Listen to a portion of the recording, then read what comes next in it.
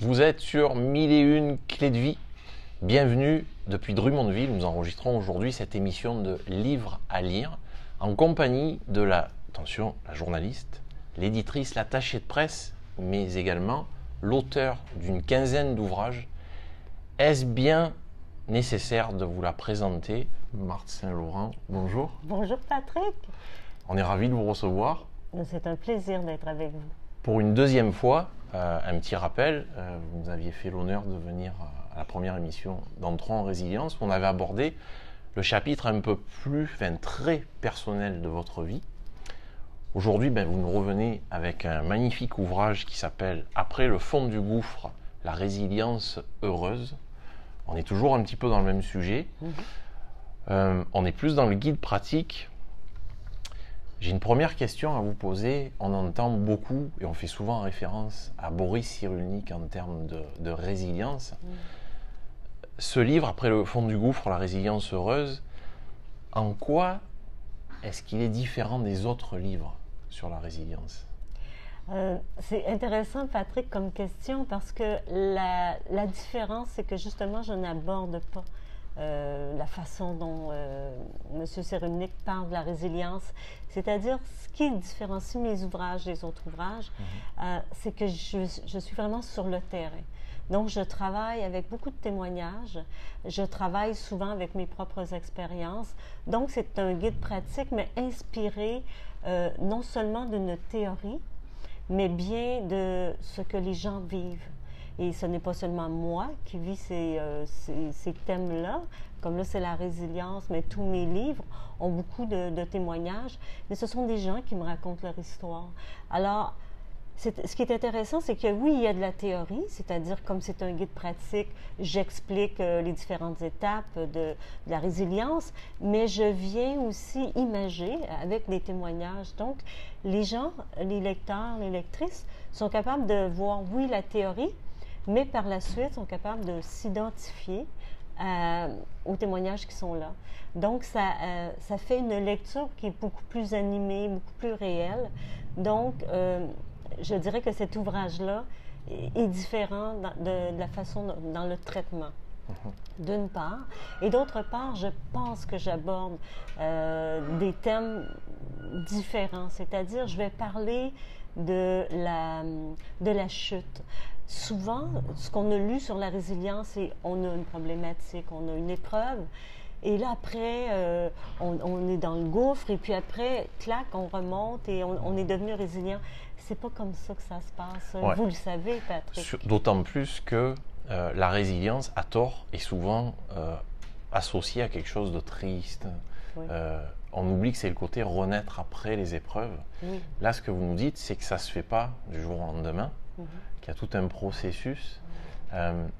Est-ce qu'au niveau de ce livre, qui encore une fois se présente comme un guide en même temps, vous nous l'expliquez de manière chronologique? Ce sont des étapes qui se vivent de manière chronologique? De manière générale, oui. Okay. Alors, il y a évidemment l'épreuve, donc il y a l'incubation. J'appelle ça l'incubation parce que c'est d'absorber, c'est-à-dire d'absorber qu'on nous a détecté un cancer, d'intégrer le décès d'un parent, d'un conjoint, d'un enfant. Donc, c'est le choc avec lequel on doit vivre. Donc, c'est l'incubation. Et ça reste à l'intérieur de nous.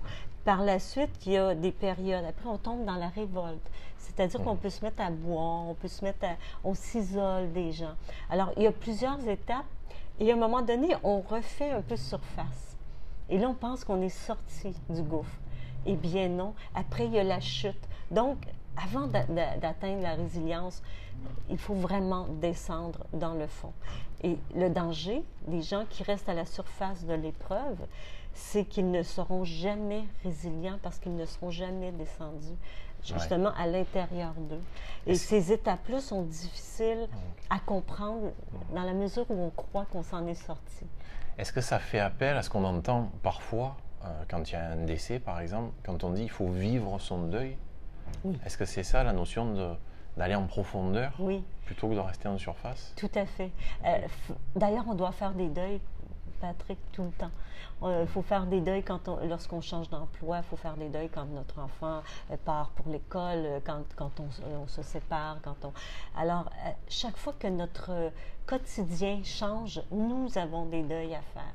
Je ne parle pas de changer de voiture, on s'entend bien, mais quand il y a notre quotidien est vraiment ébranlé, mais de manière significative, où on perd nos repères, il y a un deuil à faire, c'est certain. On en parle très peu de ça. On pense toujours que les deuils sont reliés à des coups vraiment difficiles, surtout à la mort.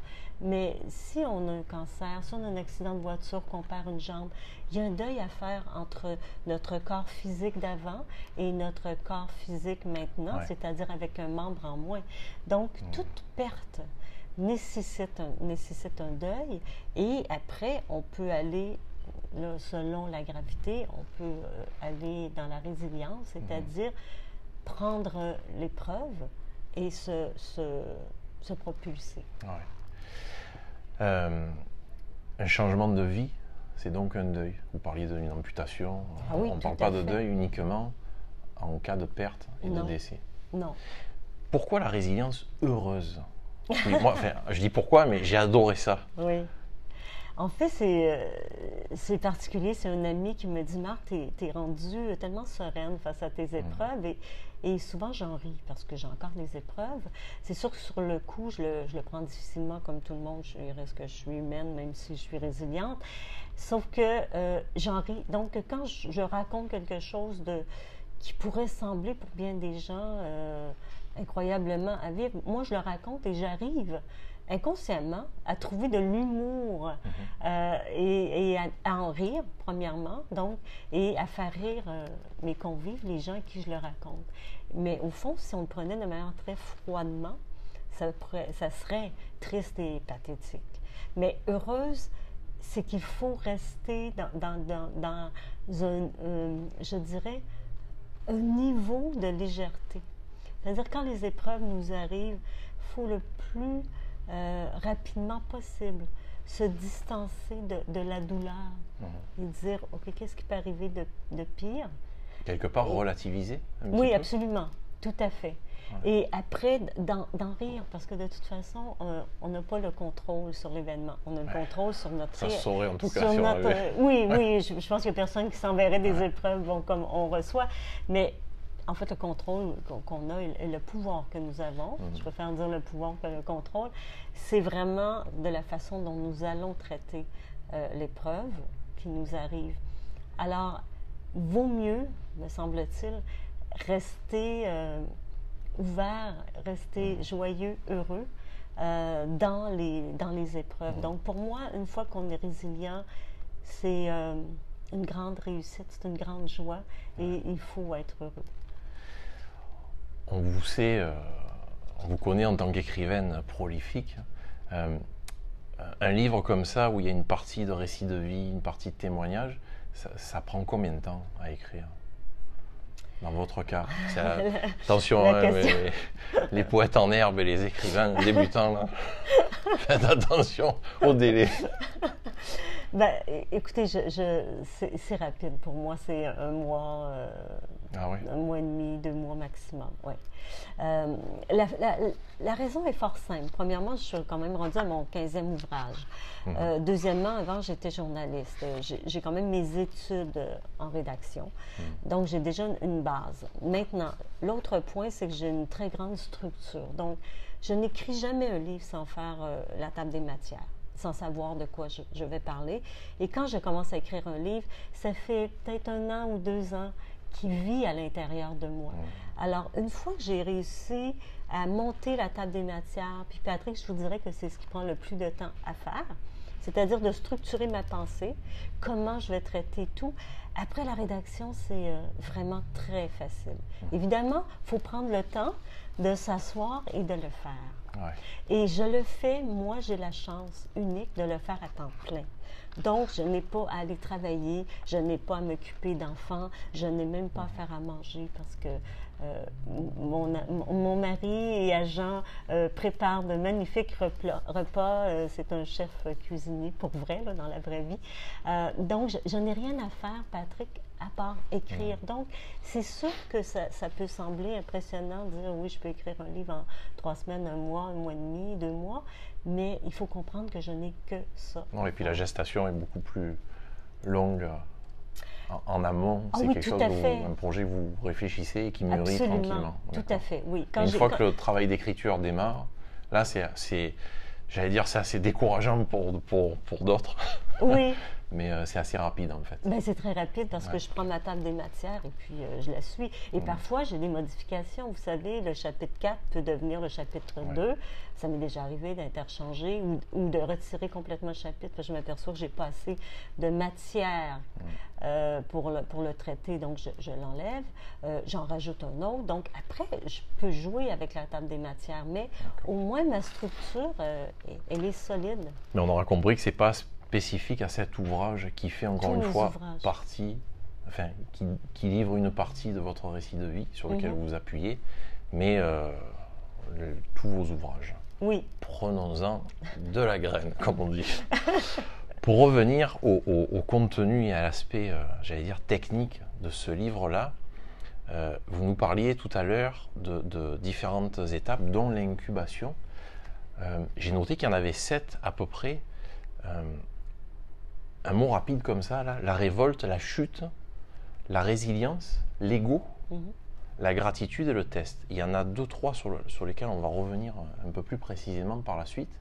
Encore une fois, ces étapes-là, d'après vos témoignages et au travers de votre expérience, c'est quelque chose qui se suit de manière chronologique. C'est des étapes par lesquelles on doit passer. Forcément. Chaque étape peut être plus ou moins longue, c'est-à-dire qu'il y a des gens qui vont rester toujours dans la révolte. Il y a des gens qui vont traverser la révolte en 6 mois. Il y en a qui vont le faire en 1 mois. Après 1 mois, ils vont s'apercevoir que ça n'a pas de sens, se geler. Bon. Alors, chaque étape, selon l'individu, selon je dirais la sensibilité de la personne. Si la personne a eu des épreuves énormes pendant sa jeunesse, elle va peut-être être plus sensible. Donc, elle va traverser les épreuves de manière plus intense et en longueur, tandis que d'autres personnes vont être un peu plus fermées, ils vont traverser les épreuves, les étapes très rapidement. Donc, c'est indépendant à chaque individu, mais j'ai observé dans tous les cas que ces étapes-là, veut pas, on doit les traverser. On doit les traverser, peu importe la longueur. On ne peut pas dire, les gens qui disent que ça prend 9 mois comme enfanter pour faire un deuil. Il y en a qui disent que ça prend 1 an. Il n'y en a pas de règle. C'est selon la personnalité et surtout l'expérience de vie de chaque individu. Alors, il me semble que ces étapes-là, il n'y a personne en fait qui me dit, Marthe, ça n'a pas de sens ou ça. Et il y en a beaucoup comme la révolte, on en avait parlé un peu, que les gens ne s'occupent pas de cette étape-là, mais elle est très importante. Oui, on a toujours tendance à aller vers le pardon à tout prix. Voilà. Mais encore une fois, pour pardonner, il faut ne pas avoir pardonné avant, donc ça fait appel effectivement à la révolte. Ça veut dire que ces 7 étapes-là, c'est comme on va reprendre des termes de cuisine, puisque votre conjoint est parmi nous. Puis ça parle à tout le monde. Rien n'empêche après d'assaisonner ce guide à notre propre manière, avec nos goûts et nos épreuves particulières. Mais ça veut dire qu'en même temps, ce livre s'adresse à toute personne qui a vécu une épreuve, en fait. Oui. On va manquer de papier dans les imprimeries, les amis, parce que je suis certain que vous qui nous écoutez en ce moment, vous êtes tous et toutes confrontés à un moment donné à une épreuve de votre vie. Donc, ces fameuses 7 étapes, moi, il y en a 3 qui m'ont interpellé, questionné même, je dirais. Je crois que ce sont les 3 dernières dans l'ordre, mais j'en suis pas certain. C'est au niveau de l'ego, la gratitude et le test. Oui, c'est dans l'ordre, c'est après la résilience. Oui. L'ego, on sait tous ce que ça signifie, mais dans une épreuve, au niveau de la résilience... En fait, ça vient après la résilience. l'ego, pour moi, et c'est intéressant parce qu'on écoutait un documentaire dernièrement avec, pas un documentaire, une entrevue avec Christophe André, le grand psychiatre français. Il disait, l'ego en psychiatrie, on peut pas s'en départir, en fait, parce que les gens qui viennent nous voir ont plus confiance en eux, ils sont complètement atterrés, donc il faut qu'ils travaillent leur ego, il faut qu'ils reprennent confiance en eux. Et après, une fois que ça c'est fait, on leur dit, OK, il ne faut pas que l'ego te gère et mène ta vie. Alors, j'ai trouvé ça intéressant. La façon dont je le traite après la résilience, c'est qu'il y a bien des gens, parce qu'ils ont traversé des épreuves, qui sont encore là et qui se sentent forts, et ils le sont aussi. Il ne faut pas minimiser ça, mais il y en a beaucoup qui deviennent comme un peu hautains et regardent les autres quand ils sont dans les épreuves en disant « Écoute, moi je m'en suis sortie, tout le monde est capable de s'en sortir. » Et ça, je trouve que c'est malsain. Et ça, je trouve que c'est l'ego qui parle. De dire, moi, je suis forte, moi, je suis fort, je m'en suis sortie, je suis encore là, je me suis reprise en main, j'ai fait une faillite, mais voilà, je suis rendue millionnaire, et bon. Puis, qui regardent les autres et qui ont complètement l'absence d'empathie. Et je parle de l'empathie aussi dans mon ouvrage, parce que souvent, ces épreuves-là nous rendent empathiques, doivent en fait nous rendre empathiques. Donc, les gens qui ont nourri leur ego, comment je pourrais dire, un peu comme les athlètes là, avec comment on dit ça, des stéroïdes ou bon. Produits dopants, oui. Oui, voilà. Ben, eux, ils regardent les autres de haut en disant, oh, c'est bien triste pour toi, mais bon, si tu t'en sors pas, c'est parce que tu veux pas. On l'a déjà entendu, celle-là. Elle pourrait bien s'en sortir, ça s'en sort pas, c'est parce qu'elle veut pas, ou bon. Alors, c'est dans ce sens-là que je dis qu'il faut faire taire l'ego. Oui, on s'en est sorti, oui, on est résilient, mais ça ne s'arrête pas là. Donc, il faut faire taire l'ego, puis rester humble et dire oui, je m'en suis sortie, oui, j'ai travaillé fort, mais j'ai eu des gens autour de moi qui m'ont aidé et jamais oublier ça. Et l'autre point, la gratitude, c'est-à-dire de ne pas rester amer avec l'expérience, avec l'expérience qu'on a vécue, avec que ce soit le cancer, que ce soit la perte d'un être, ou ce que vous voulez, ou le départ, le décès d'un enfant, c'est très révoltant, ça. Donc, de rester dans la gratitude, de dire, de voir, en fait, je m'en suis sortie, je suis résilient, j'ai pris cet événement-là pour me propulser et rester dans la gratitude, même quand on parle de l'épreuve. Et on a tendance, Patrick, je ne sais pas si vous avez observé, que quand on raconte l'histoire à nouveau, ça vient nous... On se remet dans le processus. Puis là, on a un petit côté victime, là, de dire, oh, c'est pas drôle ce que j'ai... Mais non, rester dans la gratitude de dire, ça m'est arrivé, ça devait m'arriver, et merci, j'ai cheminé, j'ai compris ce qu'il y avait à comprendre. Maintenant, je suis rendue avec un enseignement beaucoup plus riche, et c'est important de remercier pour ce qu'on a vécu, pour ce qu'on a traversé, et pour là où on est rendu, puis et qui on est. Et le test, alors le test... Alors là, moi, c'est moi qui vous teste, parce que là, honnêtement... Le test... Écoutez, le test, c'est que pendant la rédaction de cet ouvrage-là, je me suis retrouvée dans une autre épreuve. Et j'ai repassé les mêmes étapes de l'incubation, de la révolte, de la chute. D'accord. C'est-à-dire que vous les avez vécues en même temps que de les décrire en écriture? Tout à fait. Oui, tout à fait. C'est une bonne validation. Ben voilà. Alors, je me suis dit, bon, pourquoi, Marc, tu vis ça? Comme je pense que la vie ne nous envoie rien, comme disait Christiane Saint-Jean, pour nous démolir ou pour nous anéantir. Bon, je pense que cette expérience-là, j'ai quelque chose à en tirer, mais je suis encore dedans au moment où on se parle. Alors, je ne comprends pas encore l'enseignement, mais je fais confiance que le visage lumineux de cette épreuve-là va se révéler au grand jour bientôt. Alors, pour moi, c'est que, parce que souvent les gens disent « Ah, moi je suis résilient, c'est réglé ». Non! La vie va venir vous voir. Est-ce que tu es vraiment résilient? Puis elle va brasser. C'est pas parce qu'on construit une maison avec un solage très, très solide qu'il ne ventera jamais chez nous. Vous comprenez? Donc, oui, il va y avoir du vent, mais si votre solage est bien solide et bien ancré, ça va, en fait, votre maison va tenir. C'est ce que la vie vient faire quand c'est elle très intéressant parce que, en remettant juste la casquette d'auteur, là, l'écriture, vous serez d'accord avec moi, c'est une remise en question permanente. Toujours. Là, ce que vous nous expliquez, ce que nous explique Marthe Saint-Laurent, c'est qu'en cours d'écriture, vous validez une fois de plus, s'il le fallait, vos propos, et ça correspond vraiment à cette remise en question permanente. Donc, si vous voulez écrire d'un niveau d'écriture de celle de Marthe Saint-Laurent, vivez une épreuve. Non, je peux dire. Mais il y a une notion d'authenticité là-dedans. Oui. J'essaie le plus possible parce que je ne crois pas qu'on puisse être toujours authentique. J'essaie le plus possible d'être authentique. Et pour moi, c'est la meilleure façon de vivre. Je crois que ça fait partie de mon tempérament et de ma personnalité. Vous savez, Patrick, je suis née sur une ferme, donc avec les aliments de la ferme, les animaux, les vaches, les chevaux, les chiens, les chats et tout. Donc, j'ai comme un ancrage qui est là, que j'ai la chance d'avoir. Et en fait, je tente le plus possible. Et dans le métier que je pratique, c'est pas toujours évident.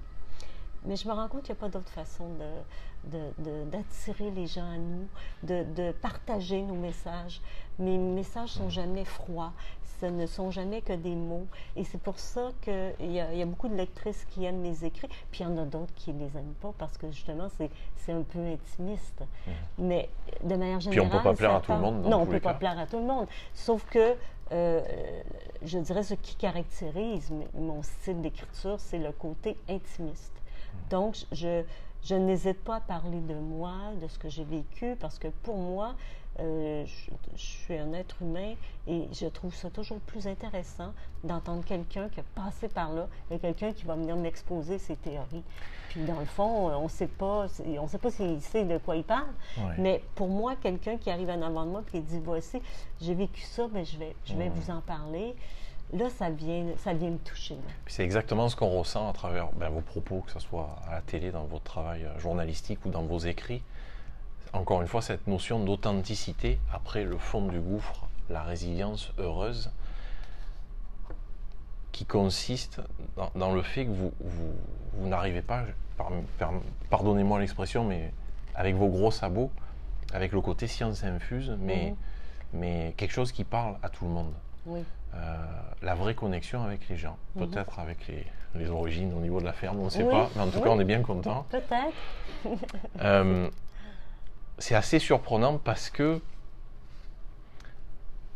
on vous colle pas des étiquettes, mais vos sujets de prédilection qui sont le bitchage, l'intimidation, la cyber-intimidation. Il y a quelque chose de très moderne, mais en même temps, on vous connaît un petit peu plus sur ce côté-là.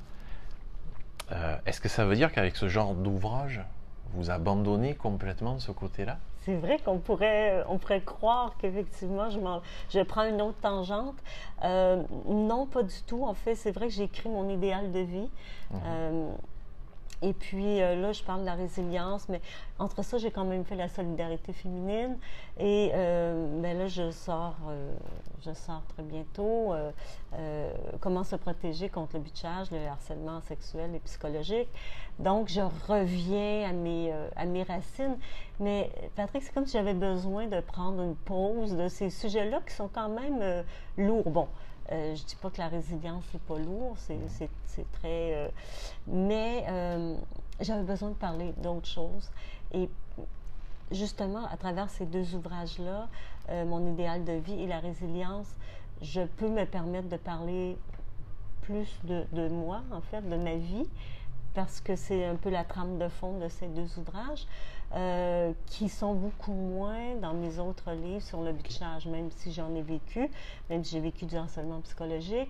Il reste que ça me fait du bien de prendre une pause. Et c'est quand même des sujets que je connais, que je crois maîtriser, mais en même temps, j'ai pas... Ouais, mais Je en ne même possède temps, pas la science. c'est tout à votre honneur Mais- parce que c'est une remise en question de sortir quelque part de ce qu'on sait qui marche, Oui, puis d'aller vers autre chose, voilà. qui est une autre corde à Oui. votre arc. Que ça soit pour celui-ci ou pour vos autres ouvrages, je rappelle qu'on est à Québec, mais on est écouté d'un petit peu partout. Oui. Comment on fait pour trouver vos livres en librairie, bien entendu, à Québec? Oui, au Québec, même au Canada français. Ouais. En France, malheureusement, ils ne sont pas distribués. Donc, sur Amazon. Bien sûr, Amazon, Oui. ok. On est Il y sur a votre Amazon. site internet également. Oui, marthe-saint-laurent.com. Est-ce qu'on a possibilité de commander des livres pour le moment sur votre site? Non. Pas encore. Non, Ok. non. Bon, on va faire confiance à Amazon. Oui, voilà. Non, Amazon fonctionne très bien. Bon. Nous avons des amis français qui se procurent mes livres. Il est en version papier et numérique. Je crois, c'est une bonne question. Numérique, Parce qu'ils font je tout sais maintenant, pas. hein, je Oui, pense, je crois qu'ils font numérique aussi. on fait la publicité mais, gratuite, mais bon. Oui, c'est ça. Assurément en papier, ça c'est sûr, parce Ok. que notre copain, il avait les exemplaires dans ses mains. Version numérique, j'imagine que oui, mais je ne veux pas Ouais. dire n'importe Mais quoi. j'ai la version papier, et pas vous peut-être encore, ou vous l'avez déjà lu. Il y a un nouveau bébé qui est en train de sortir, là, au moment où on enregistre, Oui, où c'est encore un sujet, on va dire, différent. Aujourd'hui, on a eu le plaisir de vous recevoir pour Après le fond du gouffre, la résilience heureuse aux éditions, les éditions Québec Livre. Vous diriez que ce livre-là s'adresse, j'aime pas ça, mettre des catégories, mais plutôt aux femmes, plutôt aux hommes. je crois Un peu que, des en fait, deux. il s'adresse aux deux, mais on sait très bien, Patrick, que c'est surtout les hommes qui lisent, les femmes qui lisent, Les femmes. pardon, oui. Ben, vous êtes plus nombreuses hein, déjà sur la planète, donc. Bon, oui, Bon. voilà. Donc, mais je pense que les femmes aussi ont plus à cœur de faire du travail, du cheminement. Bon, maintenant, c'est pas discriminatoire ce que je dis, c'est simplement et purement de l'observation. Donc, les femmes sont plus, comment je pourrais dire, sont plus sensibles à leur ressenti, à leur bien-être ou à Oui, leur puis l'expriment. mal-être.